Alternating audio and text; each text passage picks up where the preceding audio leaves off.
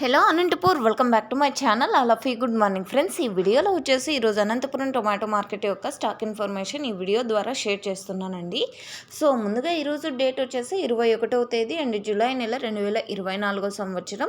ఇక ఈరోజు Anantapuram tomato market stock తీసుకుంటే కనుక నిన్నటితో పోలిస్తే కొద్దిగా పెరిగింది అని చెప్పొచ్చండి.